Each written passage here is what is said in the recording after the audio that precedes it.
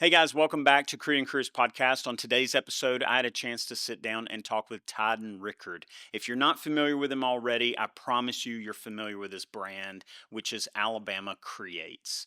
Tyden has an incredible story that begins in a small town Alabama classroom where he was inspired to not only go into video production, but also inspired to reach beyond what many think he may be capable of, or what many think Alabama is capable of. Tyden went on to do video production in New York City and really all across the world. And then, because of a life changing moment, Tyden came back home to Alabama to turn his attention back towards bringing the realization of the talent that is right here in Alabama. He has poured his efforts into his brand Alabama Creates, where he does that very thing. He highlights creatives right here in Alabama and shares the incredible work and talent of so many creatives all across Alabama. I really was honored to just get to know Tyden and to hear his story, and I'm excited to share it with you now. Check it out. Tyden Rickard.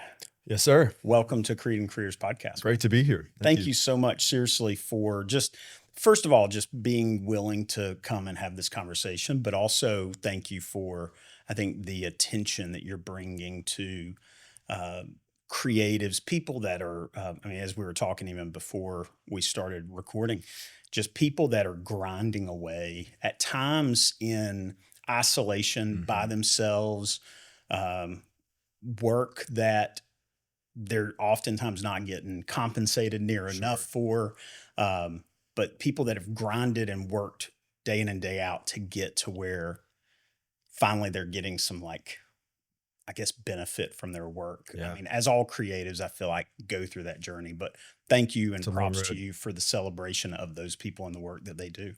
So thank you. But yeah, it's an honor. Thank you. Good to be here. Beautiful space. I know I said it before, but when I say it on camera, it's a sick studio you have here. Yeah, I think you said that it was not. He was very one kind of the most beautiful studios I've ever been in. That was a much better way of putting it. Yeah, I appreciate that. I Yeah, appreciate the celebration of the space. It's been great.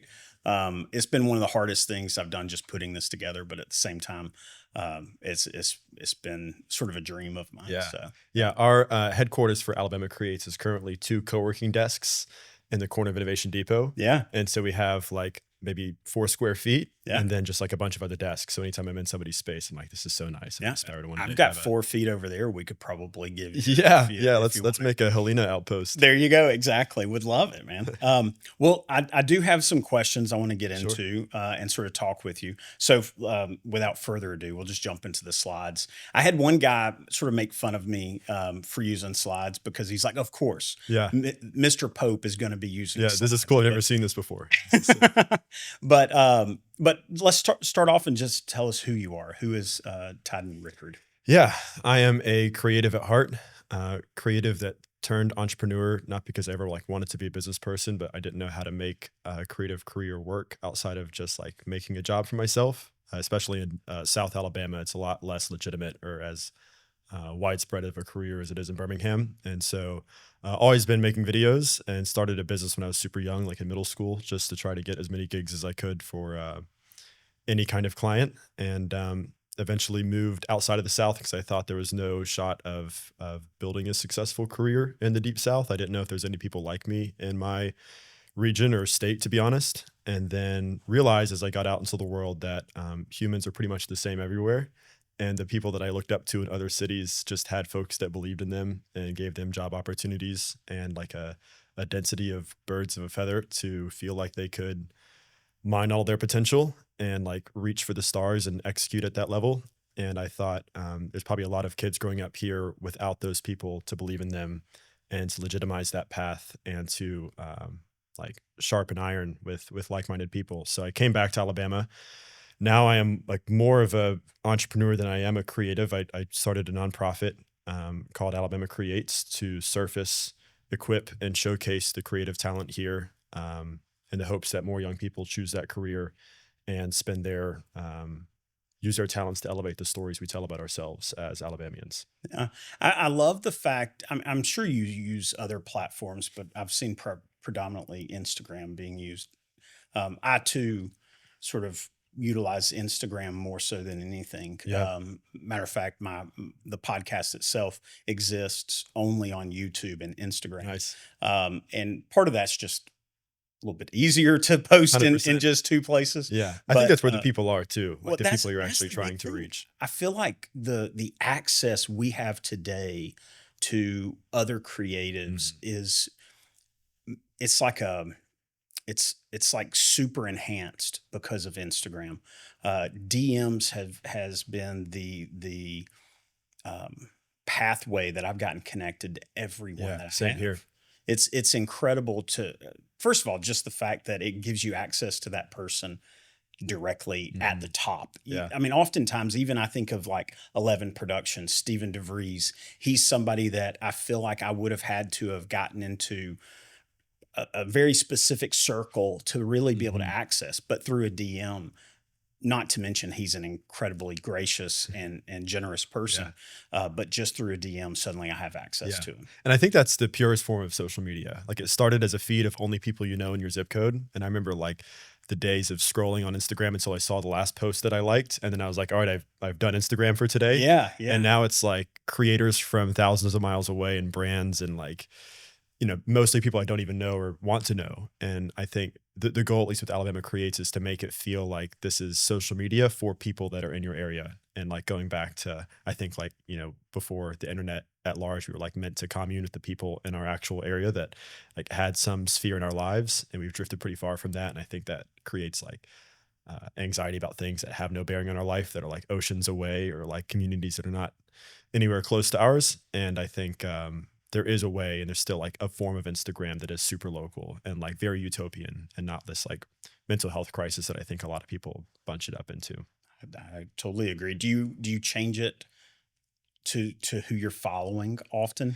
Sometimes, yeah. So my goal is to follow at one day every creative in the state and then have like a home feed of like what people are posting every day.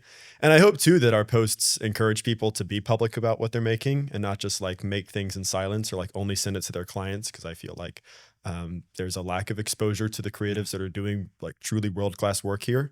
And then the home feed for us is like an easy way to like post on our story and have like a daily drip of like all the sets from today around Alabama and like all of like the Illustrator screenshots from around Alabama. And so when I'm in like work mode on social media, it's all just people that we're following on the home feed. Yeah. Well, I hope that you never achieve your goal of following every Yeah, same creative. here. And I imagine you won't because of the fact that you are also inspiring future Yeah, I hope creatives. the new creatives way outpace the ones that we can keep track of, and that eventually, like, I hope this is something that's a catalyst for a lot of like super local efforts to come out of the woodworks across the state. Because the goal of like leveraging and developing our creative community is way bigger than like my capacity or like our two-person team's capacity or like even Birmingham's capacity. I think Birmingham's in a cool spot because it's kind of like the flagship creative community of the state, and this is we have the most density like across disciplines, and so this is a great example for what other cities can reach for. But the goal is certainly for like a lot of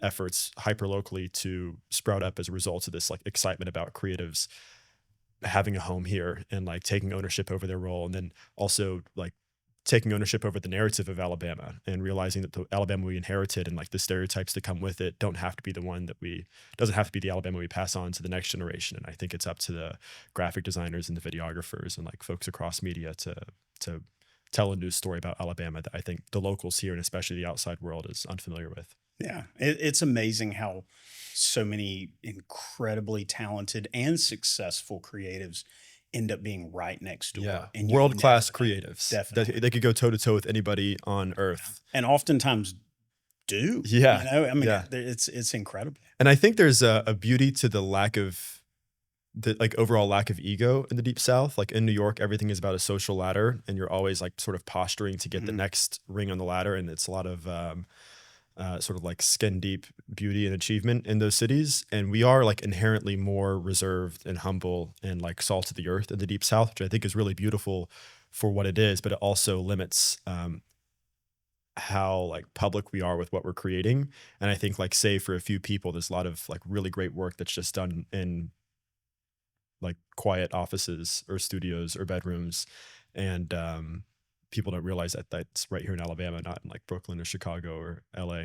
Yeah, I do admire your story, and we're not going to get into it too much here. Maybe a few aspects of it, but I do encourage, and I want to encourage anybody that's watching this to go watch the Word of Mouth podcast because I feel like your story was really well captured there.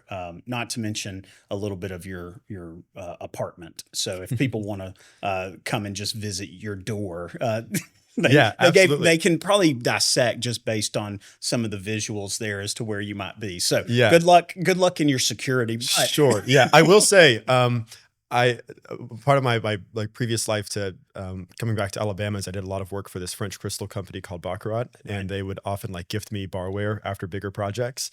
And eventually, I had enough where I was like, I could start a bar. And so I actually have a bar inside my apartment that I love hosting creatives at, just for like nice, good late night conversations. And yeah. so, if people do want to come to my apartment, it's a mostly open door policy, and send me a DM. I look forward to my invitation at some Absolutely, yeah, we point. gotta So make it happen soon. definitely. All right, let's look at moments that made a difference in your life. And I know, like you really went into the hospitalization that Mhm. you experienced, and I'm happy to hear that again, sort of rehashed. But I want to know, going back into your childhood, was there a moment or moments in your life that you really look at and say, like that, I learned this from it, Yeah. whether it's a creative aspect, a character building aspect? Mhm. Were there some pivotal moments in your childhood or in your life that you recall that really made a difference in who you are? Yeah, there were several. I even look back at them as like lottery ticket type moments when I like look at my friend group and realize how like disproportionately blessed I was at various moments to either like find what I cared about at an early age, and then like had people come alongside me to like root me on and or cheer me on. And there was like many times where my hard drive crashed and I like screwed up this project, and this like business owner like showed grace and like hired me again, or like I completely screwed up weddings, and like Mhm. there was like so many points where like it could have gone way wrong, and I just like would get a stable Yeah. job and kind of give Grace up on is the grace choice. is one of those most underrated, but so powerful Yes. of an expression of like Yes. human expression. 100%. Especially when you're in a place like Alabama and there's not these clear paths to go down to become a filmmaker. Like you're kind of you have to be self-taught to a degree. And that just like lends itself to being to like screwing up and learning the hard way and like making mistakes and getting better. But yeah, to name a few of those moments, one that I've talked about many times is like growing up next to a neighbor who was obsessed with horror filmmaking. Yeah. And like just because we were bored in the summer, I like held his parents' camcorder to like help him make those movies, and that was the spark that made me think like this is the coolest thing I could imagine spending time on. And then in sixth grade, at like 11 years old, my I did a class project, and the teacher was like, "I need a video to promote our school robotics program. Can we hire you?" And that was like an insanely pivotal moment for me to realize that I can like make a dollar even making videos. I thought you had to like move to LA and do some crazy corporate ladder to make any money in video. And then I had people at the local chamber of commerce that I was like handing business cards out to, like take me under their wing and like introduce me to folks at the Rotary Club and the Kiwanis Club. And I had a teacher in high school show me this like club called Future Business Leaders of America to like teach me how to think not just as a creative but as an entrepreneur and like pitch ideas in a business or like ROI minded way. That was sort of like a necessary step to funding ideas, to this like crazy scenario in my senior year of high school where like this artist in my community knew this guy that went to Alabama who like had this wild career in the fashion world, and like got on a phone call with me and like offered me an internship, and then the mentors that sprouted from New York. Like I have been unfathomably blessed. And then I think like the most pivotal moment is my world was rocked when I had a TIA, a mini stroke, and had to have heart surgery, and realized that life was way more fragile and out of my control than I had like to think. And I was super blessed and not doing anything to like pay for those blessings in any way, or like not chasing anything bigger than myself, which set me on like a very long journey that eventually led me to Alabama Creates. That was like uh That was just over 4 years ago now. So it Yeah. took a while to A, figure out what I wanted to do about that, and then B, to like land back here and like have a project and a vision. But my life has been made by people believing in me and backing that up with like opportunities that made me see potential in myself and build confidence to reject status quos and chase dreams. Now, as a former teacher, I'm so thankful that your story and just amazed at how much your story and education and specific like public school education Yeah, public really school.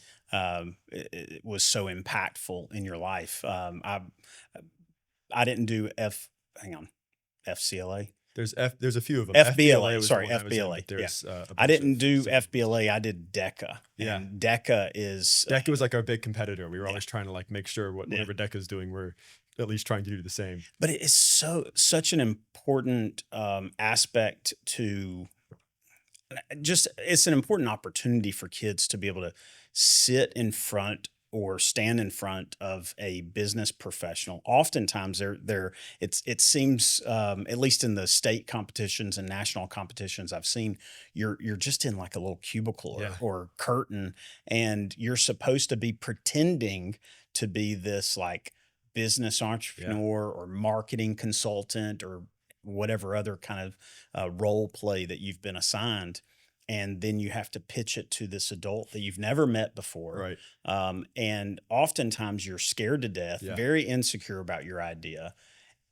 And honestly, that is adulthood Yeah. in a nutshell. So Yeah. many times, times that I've gone before clients pitching an idea that maybe a price, and I'm like, I'm scared to death right now. I'm throwing myself out there. I'm Sure. trying to make this make sense to them as to why it costs this much.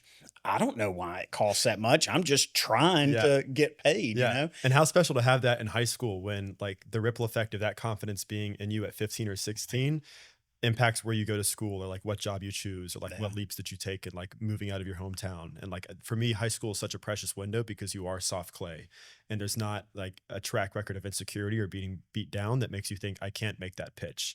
And I think especially in organizations like DECA or FBLA, something about like putting on the suit jacket and being told like you can do this and then standing behind a line of other like super nervous 15-year-olds that are about to go make this pitch Yeah. gives you Yeah. this like very like shallow and like borrowed sense of confidence, and then on the other end of that you realize like there's nothing to it but to do it, Right. and that mindset applies to everything else in life. Yeah. When you realize the risk is really not that big, Sure. but the reward and the lessons It's learned huge. is in like just beyond what you could ever Yeah, comprehend. 100%. And I see it in you. I see I'm sure there's other factors. I'm sure family life plays a role in this, but I see the confidence both when I see you, photos and videos of you on stage, or whether I see you even sitting here, or even whenever we met up at the last meetup we did. I see that confidence that FBLA Mhm. and those opportunities probably that made you feel your heartbeat in your Yeah, toes. I appreciate that, and just know that came off the heels of like my hands shaking from like many speeches and Yeah. like many business meetings where like I completely botched it and was like ripping my hair out after, and like Yeah. I started as like a extremely non-confident and like I appreciate that you see those attributes now. I want you to know that was like via experience, not like from the womb in any Right. way. But I hope that it encourages more and more young people to put themselves in those uncomfortable positions, because that's the only way you're going to prepare for 100%. later on in life, where you're going to have to be in uncomfortable positions.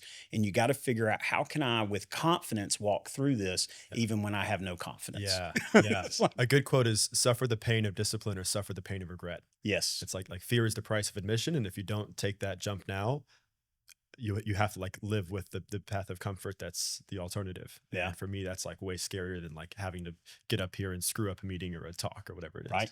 I was on the speech team at Jeff State, Oh, the cool. local community college. Nice. And man, I was terrible, like really bad. And especially with like the memorized speeches. Okay. And I remember going into a competition, and I was doing a speech on West Nile virus and this like little puck that you drop in water that's supposed to like get rid of mosquitoes, Wow, right? that sounds It like was hard mode yeah, to it memorize. was really it was really riveting That's int of a yeah, that's speech. intense. I wish ChatGPT had existed Right, now right, or right. back then because I would have used it to make it somewhat interesting, maybe. But I remember going in there feeling so insecure, Yeah. so incapable, and I did feel that heartbeat in the top of my head and in my toes um, every time I walked into the competition. But I did it, Mhm. and I failed Yeah, over and over and over again. yeah. But I learned resilience. I learned Yes. some grit, and I think I know that I directly benefit from that Yeah, today. yeah. There's some definition of courage that's like, courage is not having no fear in face of difficult challenges. It's being afraid and doing it anyway.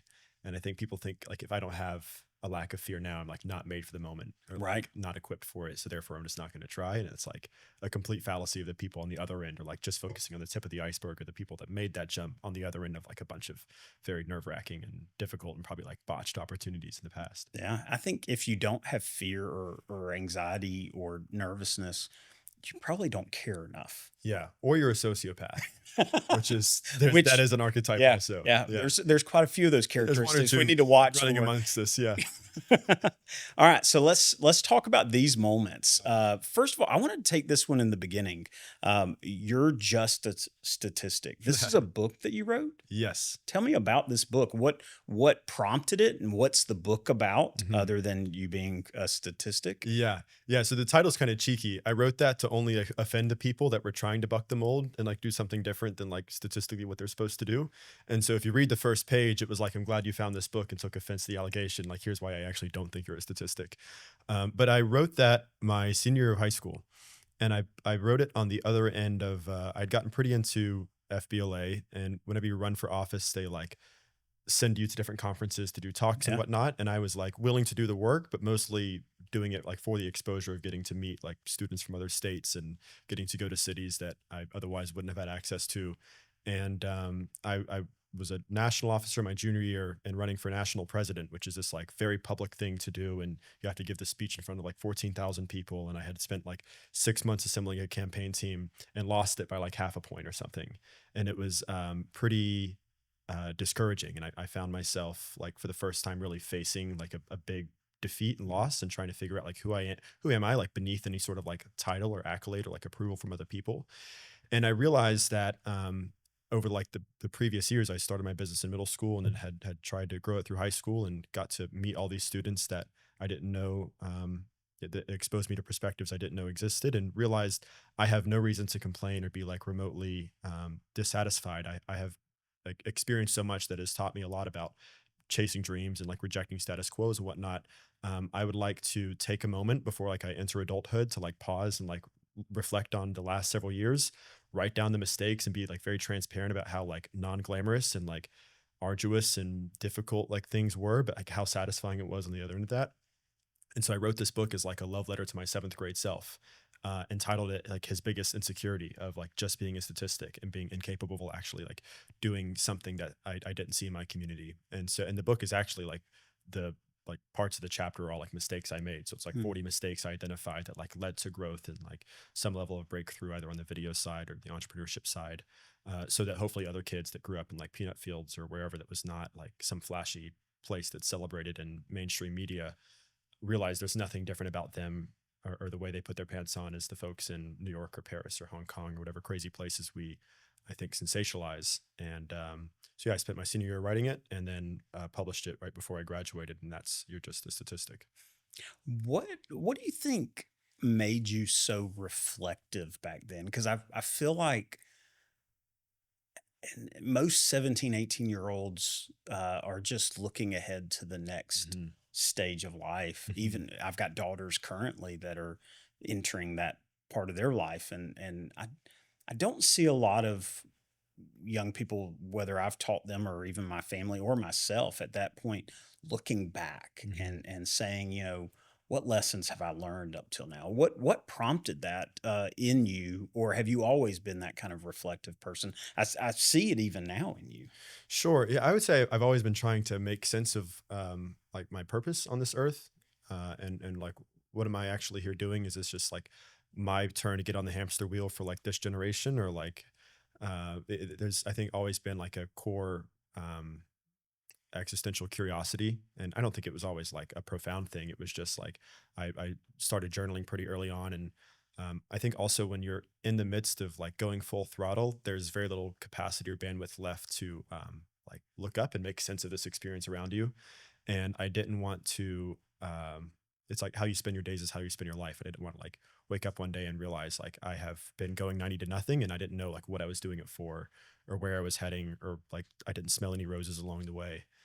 And so I always journaled from like seventh or eighth grade and on. And then I think it was like that curiosity paired with now I had an abundance of time where I thought I was going to be doing all these responsibilities of being a national officer my senior year. And I had, well, actually, so I need to be super candid. I got like mildly depressed and addicted to weed the first like 2 or 3 months of senior year. I thought I had worked too much. I need to make up for lost time for being 17 and So not you're just just like going to doing sow machine. your oats in a few months. Yeah, yeah, exactly. So I was like, I need to let loose and be a high schooler. And so I tried to like detach from these like big dreams and like stop taking life so seriously.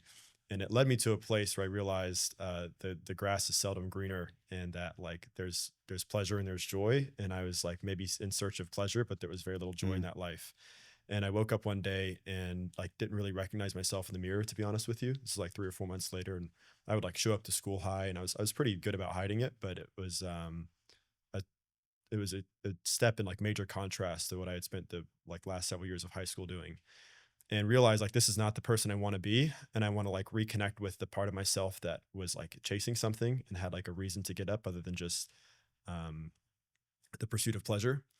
And I thought like, let me start writing. And eventually as I started writing, I like unearthed what the premise of You're Just a Statistic was. And I spent the next 6 months writing and wanted to like share it with other people that I felt like I resonated with in my hometown. And I ended up like through the discipline of writing, getting like disciplined again with my media production projects, and finished senior year on like a pretty strong note. Unfortunately, it was COVID, so it was like I Mm. had lost a lot of Yeah. momentum, and I spent a lot of time rebuilding and got this Changed like a lot dream for a job. lot of people. Yeah, exactly. I'm in good company, and had like landed this dream job, and then it was like another sort of like cliff to make sense of. But during that process, I was very reflective, and that's what led to a lot of writing, which culminated in the book. Yeah. That's, I mean, sometimes I've got a lot of friends that, one particular friend, a guy named Corey Nolan, who I've always thought is extremely reflective. And I look at him, with a little bit of jealousy, thinking like, I wish I was more reflective. But I also think, like you're saying, there's moments in your life that sort of almost force you to say, wait a minute, like Yeah, what is this really sure. about? Let's put the So, brakes and look around. yeah, it seems like you've had a couple of those. The other one was your Sure. stroke. You said it was a type of stroke. Yeah, it was a TIA. So there was a hole in my heart that I've probably had since birth. Yeah. And when that happened, I was in a moment in life where I had no brake pedal whatsoever. And I was saying yes to everything that came into my Gmail because I thought like um, I was like in a community where I thought I couldn't actually perform to this level that people expect in New York or wherever, and that every gig may be my last. And so I said yes to everything and ended up doing like 12 or 13 projects a month. And I was on the road like 6 or 7 months out of the year, and flying all the time. And apparently I had high blood pressure, and I was on a long haul flight where I wasn't walking around. So blood got stuck in that hole and sent a clot to the left half of my brain on a Wednesday night in Miami. And so I went to the hospital, and they found the hole, and they said, you've got to cancel everything, and we need to do heart surgery to make sure that doesn't happen again and actually kill you. And you're pretty fortunate that that clot just kind of resolved itself. And that punctured whatever sense of invincibility I had as a 20-year-old, Mm. and made me realize that, you know, any day could be my last, and that should I had died that night, I was living a pretty selfish life just in pursuit of like ego and money, and not doing anything to pay forward the opportunities that I had to like kind of make it out of my hometown and chase my dreams. And so that was certainly another pivotal moment. I think I had like in a healthy way, if not an ego death, like an ego crippling, Yeah. and a super good way to realize like most of what the world celebrates is like kind of shallow, and just for like the accolades of others. And that seems like a pretty shallow and meaningless life. And I thought like if this was a video game and I died and like after heart surgery I respawn, like how do I actually want to play the campaign? And I was like, I would rather do something Everything's a for video myself. game. Wow. Yeah, Yeah, I like that. I yeah. like that So that was mentality. another pivotal moment for sure. Well, honestly, just again, I encourage people to go and listen to the Word of Mouth podcast because I think that was a really good explanation of so much of your story, especially your career Thank you. that you sort of experienced in New York and beyond. But in a lot of ways, you achieved what many creatives, especially high school aspiring creatives, dream of. I mean, you were traveling the world, working with incredible brands, creating, I mean, national kind of ads and video productions. Um, and then a pivotal moment in your life happens, and then you return back home. Mhm. And in returning back home, in a lot of ways, you return right back to the classroom that inspired you to Yeah, begin with, 100%. and even FBLA. Like you've presented at an Every FBLA year. conference. Mhm. Like it's a really neat full circle experience. Tell me,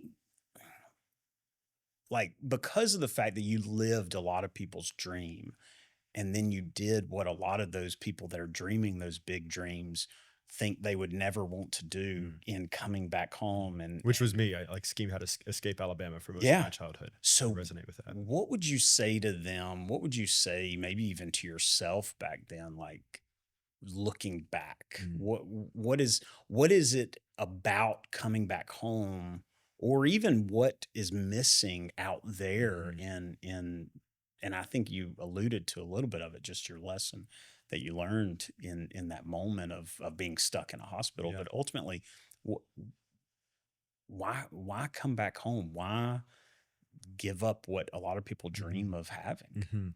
Yeah, I think the grass is seldom greener on the other side.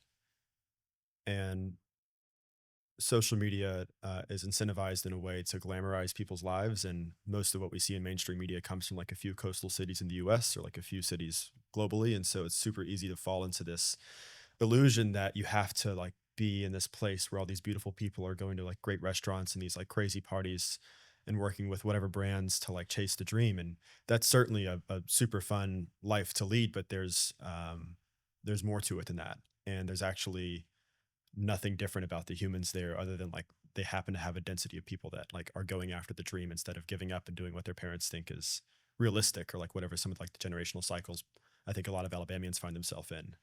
And in pursuit of like one trying to prove myself to the world and like prove to myself that I could like chase whatever dream, I realized like I was so fortunate to like get into some of those rooms that these people were also trying to fill some void. Mm, And even people that were at the end of their career that had worked for all the brands and gone to all the fashion shows and like made all the money, like super wealthy people still had something missing. And I realized like this life was not the solution. If it wasn't the solution for them after 50 years of trying it, I certainly don't think it's going to be the solution for me. And I think as a creative myself, I wanted to like prove that I didn't have to live in some zip code to like mine whatever potential I thought from like a storytelling perspective or an editing perspective. And that being in Alabama would like sort of make me like eat those words and like strip down whatever sort of like veil of status that comes with being in those cities to know that like everything I have is actually within me and all I need is like good people around me and like some level of quality of life and like access like getting outside and like family and these like pretty core things that don't require any of these like glamorous um sensationalized things that I think has like the culture is celebrated. I also like started making some money and realized like there's a hedonic treadmill where like any echelon that you think is like the key to you being happy, there's like always more and it's a kind of like a endless cycle of consumption. And I don't mean to harp on it, but like the near death experience like really put everything in a clear view for me to realize like that's not a hamster wheel I want to spend my life running on, and I don't want to end up like these people that like climbed all the mountains and made all the money and they're still like depressed and trying to prove something to the world or themselves. yeah. And I also I was never a Boy Scout, but I took a lot of inspiration from this like sort of casual quote they throw around, which is always leave the campsite better than you found it. Which I think just meant like clean up your tent and like put the trash in the Right. bin. But I started to view this life as a campsite and realized that I had spent my life trying to like take everything I could from the site.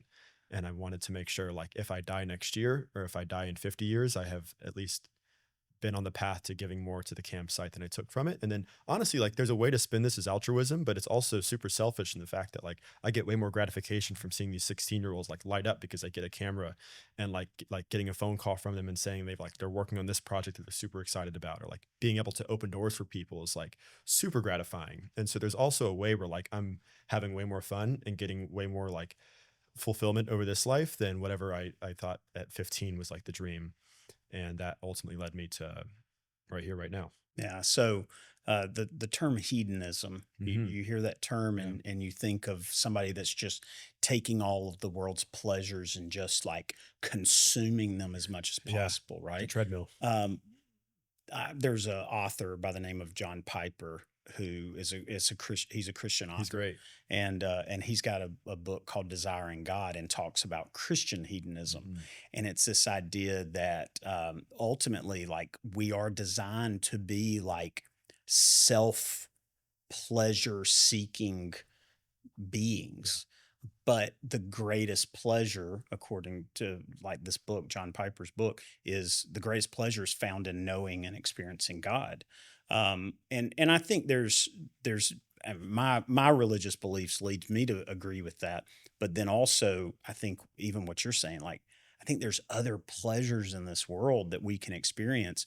One being a teacher was I had so much joy in giving back Yeah. to pouring into other like to the next generation to like carrying them into projects that we were able to work on together and even now like I'm actually I think by the time this comes out it's safe to say but I'm actually going this next weekend to video and take some pictures of one of my former students engagements. Wow. So That's so he's cool. going to propose to his girlfriend on the beach and he wanted Oh, me that's there to super take cool. pictures, not because I'm a talented photographer, but I think it's because of the relationship that That's we awesome. have. So it's like that it's still hedonism. Yeah. It's still 100%. self A thousand satisfying. percent. Yeah. But it's the fact that there's greater pleasure in supporting and giving back to others or serving Yeah. others Yeah. than there is in serving self in some of 100%. these Yeah. I think like it's a difference between pleasure and joy. Like one is a much deeper well and more sustainable and comes from like a higher place than the other. yeah. I love that. I love that about your story. I think the fact that you were able to discover that so early in your career, relatively speaking, so early in your Yeah. life, relatively speaking. I mean, like you said, there's people out there that's been chasing this like one pleasure after the next of like worldly pleasures only to find at the end that they're just as empty as they were to start Sure. with. And but here you are coming back home to Podunk, Alabama in No, most it's a lot people's better than mind. Podunk, Alabama. I get but that's what people picture. Sure. I did Uh, have some people from New York like check in on me to make sure I'm okay. And like, actually, I'm great, better than ever. yeah, but And the fact that perception is you've not come reality. back to give back to your community, your classrooms, even in some Mhm. cases, and then even to the state and the creatives in general. Like I just really I admire the change. I admire the transformation Mhm. that you've Mhm. experienced. And that it's neat because I mean, obviously, I'm sure you credit it to all these other moments And and people. people, and rightfully so. And I assume, based on some things that I've heard from you, that you also credit it to God's grace. 100%. But it's really neat to just, as somebody on the outside, just getting to know you and know your story. Like I think it's Thank really you. amazing. I So appreciate that. props. Thank you. Yeah. All right. Let's talk about taking risks. You Um, went on a deep dive with these slides. I These are try, pictures I man. haven't seen in a long time. So there's I still say one of my most amazing moments on this podcast was I had gosh, I'm gonna end up blanking on name.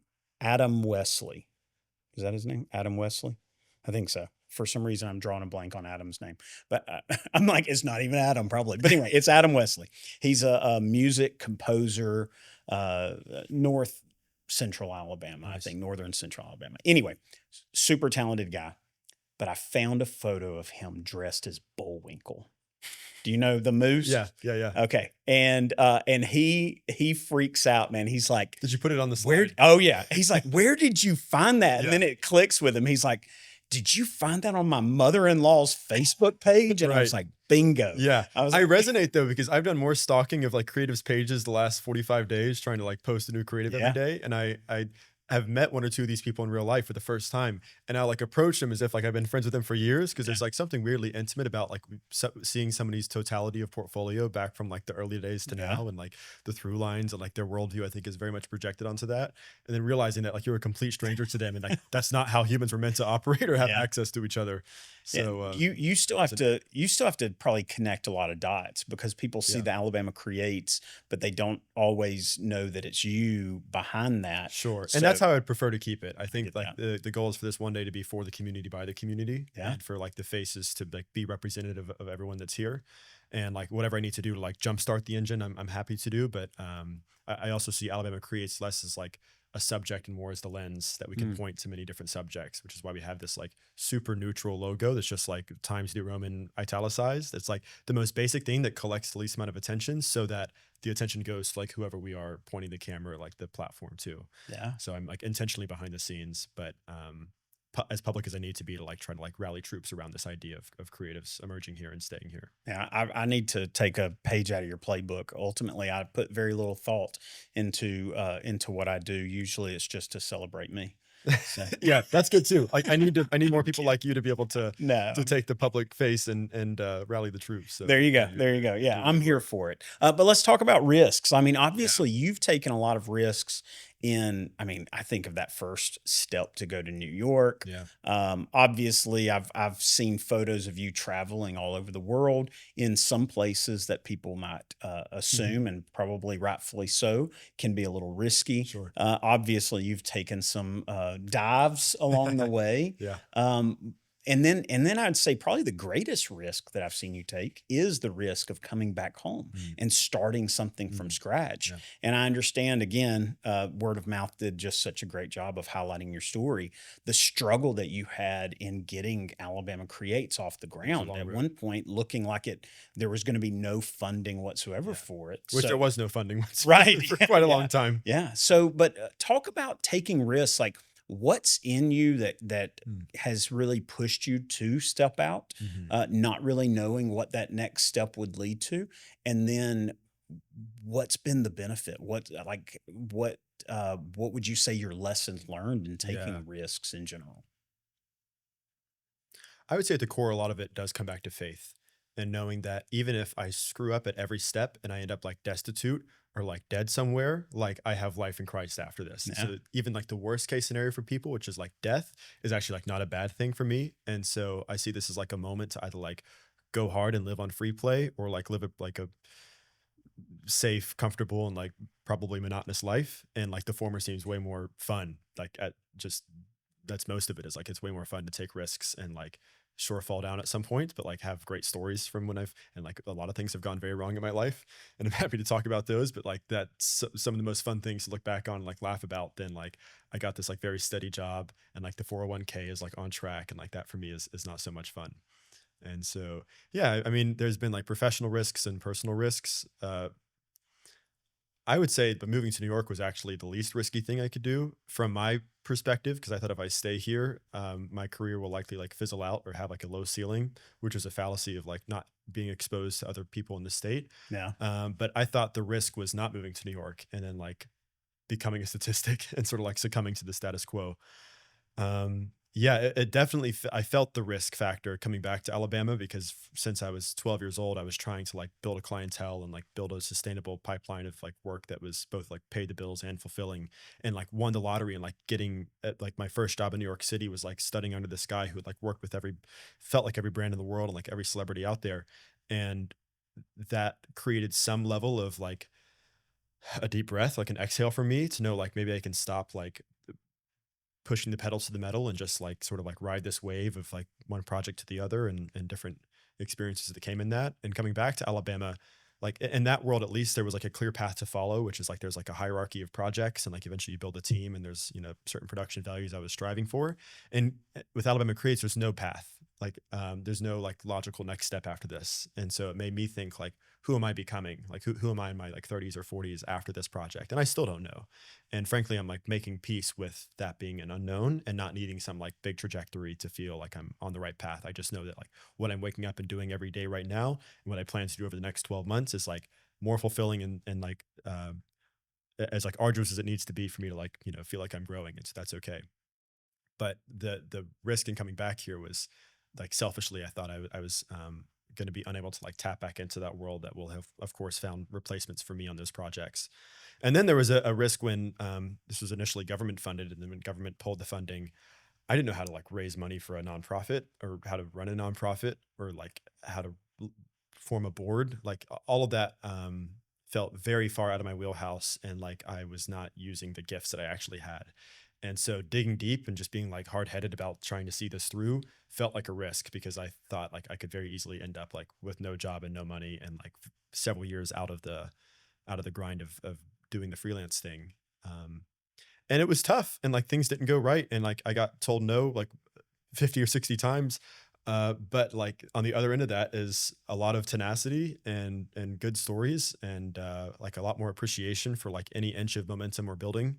And like frankly, it slowed me down to like just have coffees with creatives every week. And I was meeting with like probably 3 or 4 or 5 creatives every week and getting a more slow and comprehensive understanding of the ecosystem and what the community actually saw as gaps or challenges, not what I experienced in like my corner of rural Alabama that maybe I was for sure like projecting onto the early blueprints of this program.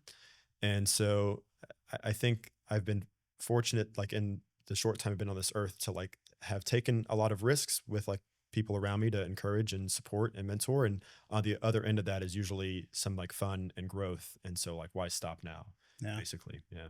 I understand you have a little bit of a timeline in your head, like a maybe even on paper, Yeah. probably, but On like paper on the website, we have a 15-year master plan. yeah. So, because I think I even recall you saying at one point in our conversations that gosh, I want to say it was like 2030 Mhm. that you sort of have a plan that, or at least you'll be in the state till then. I want to say you said something Yeah. along those lines. What is that? Why is there that definitive timeline, Mhm. and what is the goal to have accomplished by then? Yeah. I would say it's less of a definitive like exit point and more of just knowing at least how many more years I need to be watering these seeds to see if it works Yeah. or to see if I need to pivot or just like do something different entirely. Um, So it's not necessarily an exit plan. sure, not an exit plan. What's interesting about this work is previously my freelance life had like 2 month or 3 month horizons where like I would get a project, we'd have to go through pre-production in a month, and we would have like this month to shoot it. And then like I think my longest project was maybe like 7 months, which felt like an eternity. Right. And so now I think the long-term planning started when I had to like formalize this program and a pitch to the government. And they're very much like, how many fiscal years do we need support and what's going to be the KPIs and whatnot. And so I thought through, it's a sort of long story how it got to this point, but eventually they were like, what does the next 3 years look like? Because we think from our experience, that's going to be the minimum amount of time to see if this actually works and that it should warrant continued funding. And so that was the first time I felt empowered to think in like a 3 year timeline. And I heard a quote around the time, I don't know if it was like everything gets attributed to like Bill Gates or Winston Churchill. So who knows who actually said it, but it was like, we overestimate what we can do in a year and underestimate what we can do in a decade. Yeah. And I realized I had spent my life chasing instant gratification via like 2 month projects or 3 month projects. And I wanted to challenge myself to like dig deep in the execution and like falling in love with the walk and not like the check in the box and the invoice and like the post on whatever portfolio that had kind of like fueled the drive up until that point. And so it was 3 years to start with. And then when the government shut it down, it was like infinite years until we like have funding back, and everything was unknown and the programs changed a lot in that 18 months it was shut down. But now I'm in a space where there's no like existing team to lean on. It's not like a department of the government that already has the staff and the acumen and the projected budgets to be able to fund this. And so everything has to be built from the ground up. And I'm like planting seeds of what I hope to be oak trees, but like right now they're just like saplings. And I think it's crazy for me to think that like next year or in 2 years, I can just like leave this sapling and like somebody's magically going to come in and like water it and work on it and be like passionate about it. And so I know at the very least, like this decade is dedicated to Alabama Creates, and that there will likely by 2030 be like promise of whether or not this is like has the potential for permanence or like true ecosystem impact or not. And if it's like rejected by the community or like it just simply doesn't work or it's not sustainable. And the 2030 thing for me was also helpful personally to like whenever like I selfishly am like fed up with like how slow this is moving or like how difficult these things are, not to like look back at the shiny objects in New York and like reach back out to whoever to see if I can do projects up there. And it has sort of like forced me to burn the ships in that regard. Yeah. And I think there's a good chance in 2030 we'll still be like warming up, but there's promise and it's like 2040 is the new timeline, or like we meet a bunch of like amazing people that are foot soldiers that keep it going. But for now, I'm heads down and burning ships and have at least like this decade locked in for trying to make this work. Yeah. I remember I had a conversation one time as a career tech teacher with the career tech department about we had like a school that was all career tech that Oh, cool. basically all of the high schools Yeah, would send students there or students would apply to go there very cool. and focus on like a single program. One of my daughters ended up going there for like police and fire. Nice. So I was advocating saying, hey, we should start a digital media program Yeah. there that basically you get students from all these different schools to come in, they learn, they get equipped, they go back out to those schools and they start generating Hmm. content for those schools. Hmm. Um, the response was that if we're going to start a new program here, it's got to be a program that is high needs, high I want to say it was like high needs, high income, Okay. something like that. So it really had to be something like engineering or medical or computer science or something along those lines. And my response was, this is a high demands, high income career path. 100%. Um, because every other career needs it. Hmm. You know, Yeah. every business out there needs video, photo, Hmm. social media content. Yeah. It's Uh, not a nice to have. It's like a need to have. And something for me too is I look at the like most fiscally successful companies in the world, like the folks on like the the Fortune 100 list, and all of them, like you can like name off a few, like Apple, Google, Meta, Nike, whoever, invest huge amounts in creative. And I think it's no coincidence that they're also the most successful because they're able to tell the story of what product they're building and what change they want to see in the world. And I think in Alabama, there's a culture of like delegating that to the intern and just like hoping they like on right. Canva like make whatever needs to happen, and like social is like an option. And I think that's at the expense of like the story being told about what we're actually building here, and the like stereotypes being rewritten. And so I'm like super pro creative for all industries, but Yeah. of course you like have to start with specific disciplines and like just make it creative community specific. Yeah. I think, I think back to the old days of even school systems, which is again what I came Yeah. out of. I worked PR at a school system doing digital media, Okay. um, at one point they were relying on the news organizations to get their story out. So Yeah. they were constantly like, "Hey, we've got this going on at Sure. this school. We'd love for you to come cover it." Well, that's completely flipped now. School Right. like news are like, "Hey, can I get into this event?" Yeah. And then school systems oftentimes will be like, "No, we've got somebody covering it Yeah. already, an in-house person, or maybe they've contracted with somebody."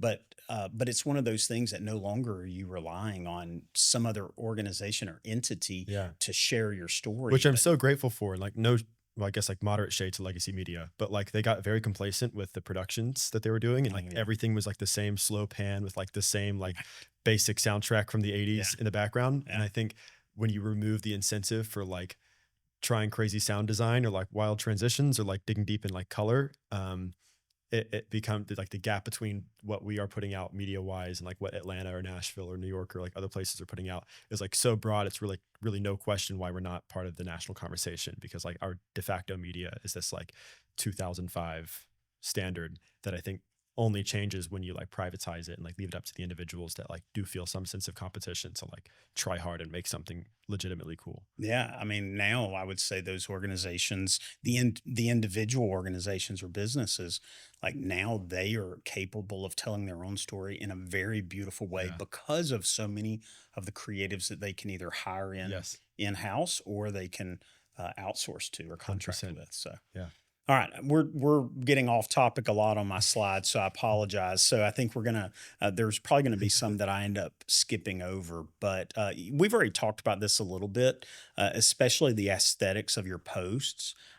I mean, I do love the simplicity of it. I think with the simplicity comes a level of beauty, but not to mention it really does.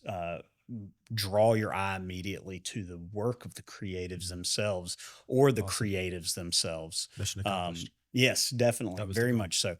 So I do have to shout out the two that I have flanking the actual page itself, Alex Kiker as well as Savvy Meek. These two are two former guests on the podcast, and also I Super would cool. say personal friends that I've worked with. Savvy did my branding for my That company, was sick. Riverlight Studios, and then Alex Kiker and I've been able to work together in the past. But those are two examples of incredible creatives Mhm. that I feel like in a lot of ways just I guess what's the word? It's like they hit beyond their class Yeah, or punch above their weight. yes, thank you. Because I really do think that they could go toe to toe with just about any other creative out 100%. there in any other state.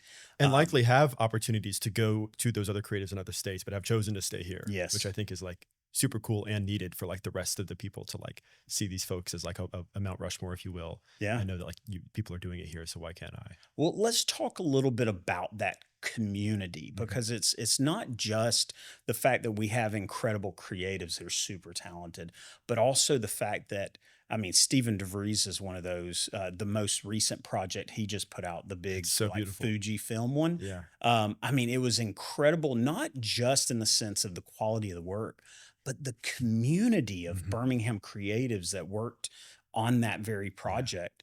Um, what's that been like for you since you did enter back into Alabama? Mhm. You had probably seen creatives and communities even in so many other pockets of the world. What do you think really stands out, maybe even separates Alabama's creative Mm. communities from these others? Well, what surprised me the most is like every week I was meeting some like wildly talented creative. And I was like, that's insane that you're like also in Alabama. Yeah. And I was just like, every time I thought I had an understanding of the talent that was here, it was like shattered by the next person I met that was doing like really great work that like I aspire to like one day create like. And so that was the most surprising thing. I think the most differentiating thing is that they were all like very happy to have coffee and Mhm. like very supportive and complimentary of each other.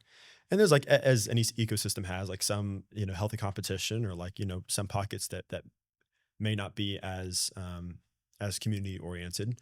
But I found the community here to be way easier to access and talk to and feel like they were my friends than in any city that we herald as being like a capital of creatives in the world. And so I think the ingredients are here for this to be an amazing, like both like retainer, but also like importer of creative talent. We just have to like show people. Like it took me 2 years of like actively having coffees with people to have that perspective. And I grew up in like a pocket of Alabama. So I can only imagine how different the perspectives are of people that have never spent time here. And so if this page in some way can be like an amplifier of them and like show in like one quick scroll, just like the breadth and the diversity across like culture and discipline that we have here, there's no reason this shouldn't be like a great 21st century success story of an emerging creative community that like was like not only a underdog story, but like became a peer in like the national international conversation of what who's creating culture and redefining where that can come from.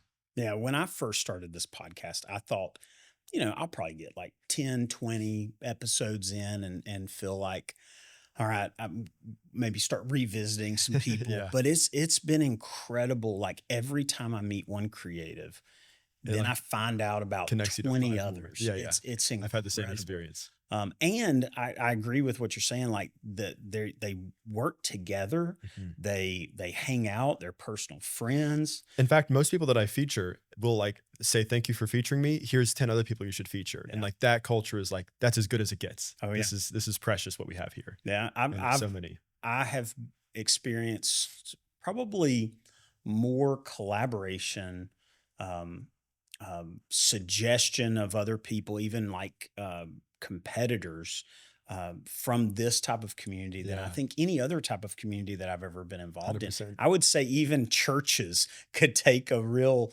lesson learned Yeah. from the community of creatives in I would say Birmingham, so. just in the sense that we're not trying to get above each other. It's not Mhm. this social ladder we're Mhm. climbing, but it really is like about connections, about celebrating the work that each other are doing, because it is that what was it? It was, I think it was Aaron Wilhite and Harrison Tarabella.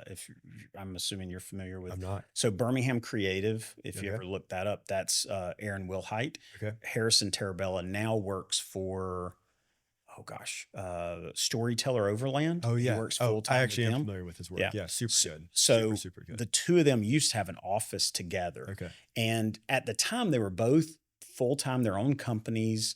And oftentimes were probably bidding on similar Mhm. contracts or opportunities.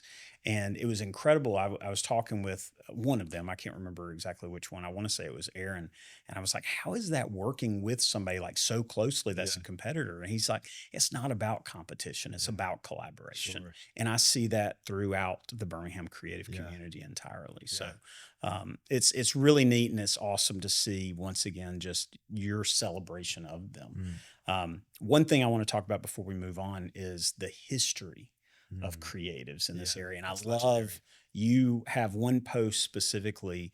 I can see it there right next to Alex Kiker's post on Yeah, the for the grid there. 250th anniversary. Yeah, it was so incredible. Just and a single post doesn't even do it justice. Ultimately, Of can't. course. Of course. But the history of creativity and art Mhm. and music Yeah. and all the things here in Birmingham Mhm. is just so rich, Yeah. as I'm sure every area has. But it's really neat to I see and it of course I'm biased, celebrated. but I think Alabama is like weirdly like there's like an uncanny level of legends that have emerged from here or like come here, especially in like the Shoals area to do work that Right? was like globally impactful. I Yeah. don't know if it's like something in the water or what, but we are like creatives at heart. And part They of that drink too other is like things besides water. yeah, exactly. Something in the keg. Yeah. But I think for me, and maybe other people don't feel this way, but like I certainly grew up thinking that I like internalized these stereotypes that like we're just like rednecks or that there's like some level of intellect that the people in like Boston or some places Yeah. tapped into that we just don't have here, which is completely untrue. It's just a perception via stereotype.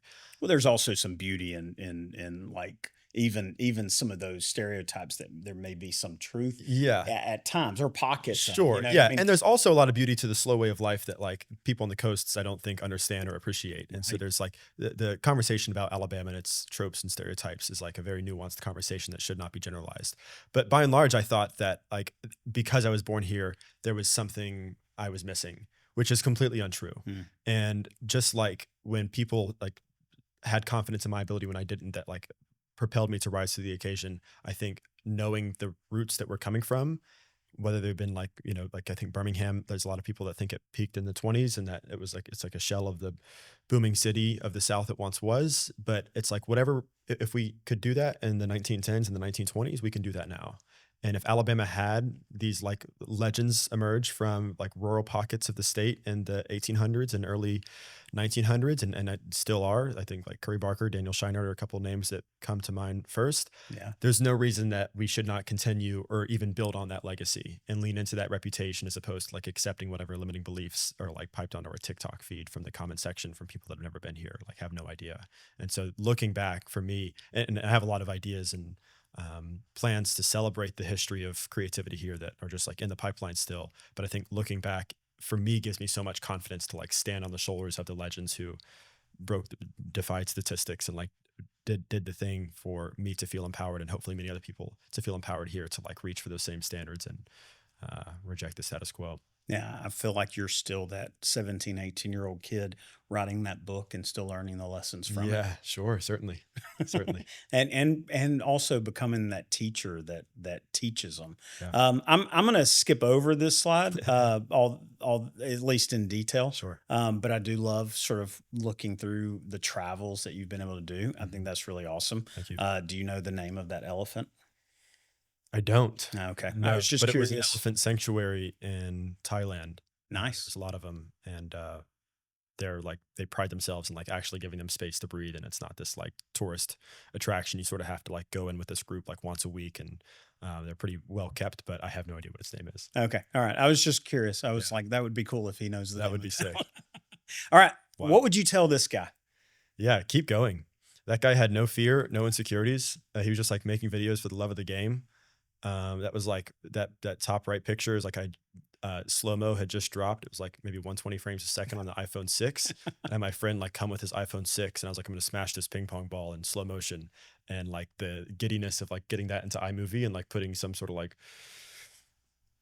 DJ Snake track behind it or whatever. That's like that person still exists within me today. And I like can get muddled by just like the stress of fundraising or whatever it is. And I try to reconnect back to like that kid that like just loved making videos as much as possible. And yeah, I would tell him to keep doing your thing. Yeah. Well, it is neat. Like I said, I did deep dive into your social media a little bit and did go back and see some of those early videos, at least the ones that you still have on there. Yeah, there's plenty that are archived, by the way. So this is whatever like threshold you think this is, it gets way Yeah, worse than that. it's worse than that. Well, I do wonder, like your stuff definitely got. I mean, I would say the stuff that I see later in your career. I mean, definitely this new level of polish. Mhm, This, I would imagine at that point there were times you were probably working with crews and mhm, other mhm. people that you were collaborating with, but. Was there like a single moment in your creative work that really transitioned from, at least in your mind, you look at it and say from novice to professional. Yeah, not really. There was a time in social media where I went dormant, mostly because I was just in motion and I felt like I had nothing. Like I wanted to like experience these with my eyes and not my camera, and so there were like lots of projects that I just never posted about. There's like lots of projects that I made that I'm very proud of that aren't even on my website. It was just like I made this and like that's all it needs to be. It doesn't need to be like a spectacle or any accolades as part of it. And so I would say if somebody's scrolling on my social media, there's like very long periods in between posts where like a lot of like iterative growth happened that I just didn't document. And part of me regrets it because I took that time in life for granted and thought I would be doing that type of stuff for like the next 50 years. And I would be like building, planting roots in New York City. And looking back, like some of like the parties I went to or like projects I collaborated on, I'm like, these are like dream projects to have done. And I think if I realized that like this was for like a moment in time and I was going to sort of put that life aside, I would have documented more and shared about it more. But most of that happened offline. And so I would say the growth was actually pretty slow. But the the summer that I moved to New York City, I looked around and everybody's work was like 100 million times better than mine. And there was this very real fire that was lit under my chest to either like rise to this occasion or get like spit out and call myself like incompetent or not able to perform on that level. And what's crazy is I think like whatever your brain and this I think like runners have this analogy too. It's like whenever your brain tells you you're tired, you actually have like 40% of your energy still available or 60% or something crazy. And I think it's the same thing with creativity and talent, especially when you're in a place where there's not like a visible pipeline of like world class people. You can think like I've hit my ceiling or like this is all I can do in this editor with this camera. And like I would say that's probably like a fraction of what you're actually capable of doing. And it's like a mix of like feeling that fire by the people around you, which is like largely what I'm building the Instagram for, is to like show that these people are trying hard and like doing difficult things in their cinematography, their editing, or their design, to make people want to try harder, but also realize that there's often a lot of dormant potential at like the top of the reservoir that people don't tap into. And I tapped into that out of necessity when I went to New York, and there was like a leapfrog moment for sure that summer between like May and August of even just like the ideas I was trying to go for and then executing on versus what I did when I got to New York. And it helped too because there's a lot of funding for projects up there and people build whole careers out of like living in the clouds. Where like here we would like often count that out because it's more than $5,000 and like unrealistic. And so there's a beauty to having both ambition and funding, but a lot of it just came from like being surrounded by people that were trying way harder than I was. And that summer was a sort of leapfrog moment for me. Yeah. I mean, I love being able to see people's like incremental growth. Hmm. And I think too many times we all think that there's like this level of achievement or level of like I guess quality to your work that is unattainable, Hmm. or at least not a clear path to get there. And I think the more that people show their like journey Yeah, through their creative work, the more it will inspire sure. and even just direct Yeah. some of the people coming behind us. Yeah, whenever I like go to a middle school and do a talk, I always start with that like robotics video I made in sixth grade because it was laughably bad. Like if I was like a business, they would have sued the Better Business Bureau for like charging money for this video. It was so bad. And Yeah. so, and I think even if my like sixth grade self saw what I was making in 12th grade, like when I was 20 or 22, they would be like, oh, I can't do it because like that's way out of reach. Right. And it was just like on the other side of 800 projects. Yeah. And people are, I think, way more capable than they give themselves credit for. But it's like a blessing to have the people to like speak that confidence into them or like give them second shots to mine it. And I think that's like a core goal of this org is just like finding those people and telling them over and over again, like you're capable of more and we'll like give you equipment to do that and like give you people to light that fire. Yeah. But Go back and find those early clients and thank them, yes, especially if they're still with thousand you. percent, I've got a couple of clients that thousand still percent. work with me, and I'm like, why did you Yeah, suffer exactly. I was with me like for so basically long? scamming you back then with these projects that I was delivering. Yeah, yeah, definitely. Or that first wedding we all shot. Yeah.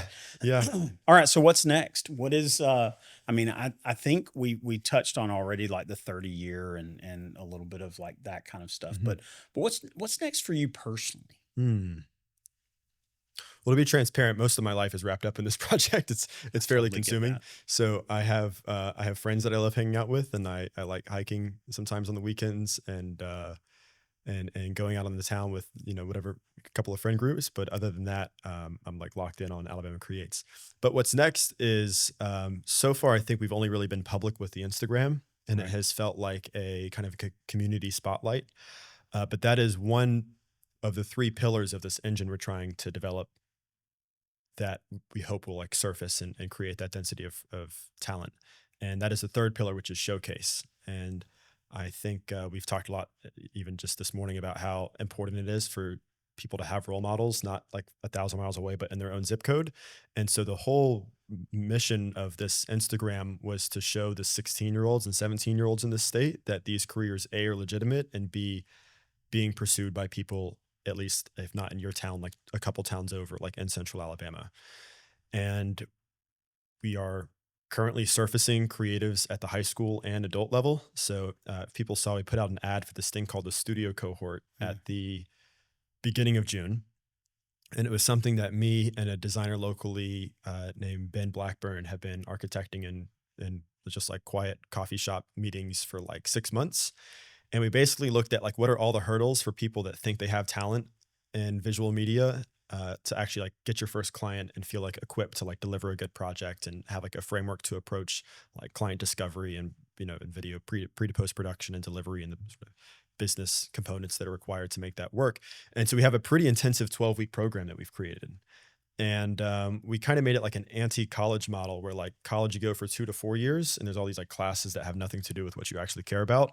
This is just we have three disciplines, so it's brand, video, and web, just what you care about, and it's 12 weeks, so you can do it in a like a semester type time frame. Instead of getting grades, we actually give them a portfolio, so they go through 2 real client cycles with local orgs that are doing quietly great work with no creative budget. And at the end, instead of paying tuition, we actually do a revenue share where any income we're getting from these projects, 50% goes to pay the mentors and 50% goes back to the students. So you're actually getting paid for the work and start to work that entrepreneurial muscle. And we have 12 seats available that will split across 3 disciplines. And we're going to put these 3 disciplines into micro studios essentially. So we'll have 4 teams that consist of 1 brand specialist, 1 video specialist, and 1 web specialist. And I think those 3 together are like a pretty powerful trifecta for elevating the stories of what people are building here, entrepreneurially speaking. And we've had applications from 20 to 42-year-olds, some from Huntsville, from Tuscaloosa, Montgomery, obviously many from Birmingham. We have conducted like almost 20 interviews over the last 10 days. And just yesterday, actually solidified our first studio cohort that starts with boot camp in 8 days next Saturday. And so we'll start to be public as like we interview them and we document this process of what that looks like. And I think slowly over the next year, the like full mission of Alabama Creates will come to light as we have like media to talk about what our like surfacing tactics are and our equipping tactics are. And we've got a super exciting fall coming up for the high school level where we are having in 2 regions of the state video competitions for any public high schooler, and 7 winners from each of those regions will all get a creator kit that includes a MacBook, a camera, microphone, a bunch of stuff. And we want to show this like the young people how many other folks there are like them. So we're not going to like email the winners. We're going to debut them on stage at this high energy event at Workplay in Birmingham and the Dothan Opera House in Southeast Alabama.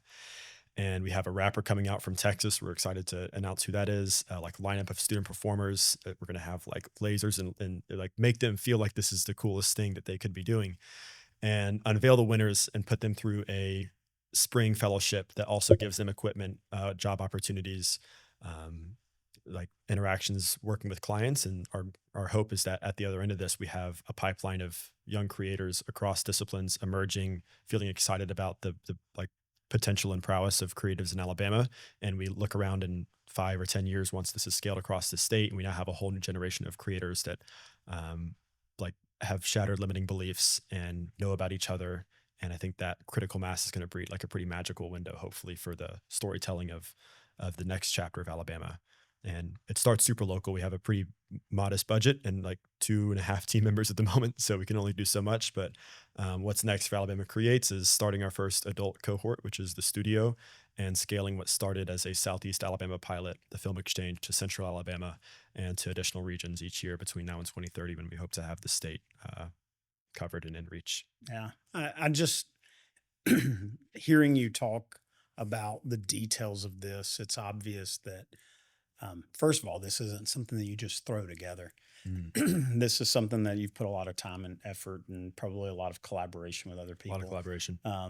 But I still see so much of that remnants of that kid sitting at an FBLA competition, Yeah. probably scared to death, pitching 100%. this idea, trying to convince the person sitting on the other side of the table Yeah. that they, know what they're talking about. You know? 100%. Yeah. So I've never done any of this, by the way. right, And I right. sat across many of those people and they said no for like 18 Yeah, months, which is yeah. why it took so long to get this ship like in the water and But sailing. you have to fail Sure. before. I mean, you have to. What's the thing somebody said at some point? It's like, no, I didn't figure out how to succeed. I figured out 1,000 ways of Yeah. how not to succeed 100%. That's how it to is. finally get to the one that did. Sure. And then like all the growth that you incur from like the 1,000 failures, Yeah. that's like, I think that's what life is about. This is not some like robotic exponential curve that we're all just on. It's like, the peaks are only peaks because of the valleys, and there's Yeah. like stories and like reality, and like, just the common experience of being a human and the difficulties that are part of that. That's like good to be real about and transparent and like pursue rather than run from.